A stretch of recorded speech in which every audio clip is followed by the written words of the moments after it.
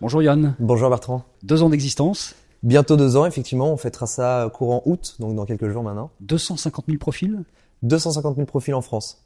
C'est pas mal. Et combien à l'étranger, parce que vous êtes également dans d'autres pays? Nous sommes dans 11 pays et dans 6 langues différentes. On part du principe que tout le monde a quelque chose à partager ou à apprendre. Donc on incite les élèves à devenir professeurs et les professeurs à devenir élèves quand ils ont quelque chose à apprendre. Qu'est-ce qu'on peut enseigner sur Superprof? Beaucoup de choses. On part du Rubik's Cube en passant par les matières scolaires, mais aussi bien le sport que les langues. Quand on se balade dessus, on s'aperçoit que chaque prof a vraiment une fiche très très complète, là pour le coup. Oui, on incite énormément les professeurs à remplir au maximum leur profil, que ce soit l'enseignement, leur éducation, leur expérience. L'inscription est gratuite pour les profs. Et en fait, c'est la mise en relation, là c'est modèle mythique, mise en relation qui va être payante. Si on s'engage avec un prof, on paye une fois pour toutes et après on est tranquille pendant 1 mois, je crois, c'est ça? Alors, on paye une fois pour toutes à partir du moment où le professeur accepte votre demande.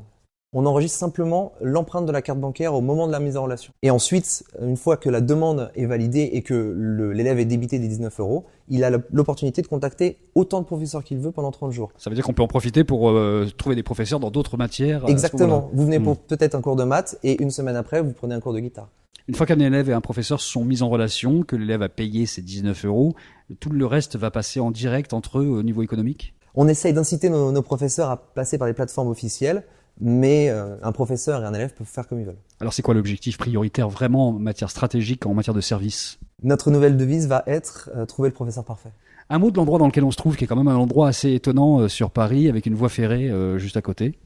La halle Pajol, c'est un bâtiment qui a été rénové, qui est une ancienne halle Cernam, et vous trouvez énormément de commerce sur la façade, et on a la chance d'être l'un des 3 bureaux qui occupent la halle.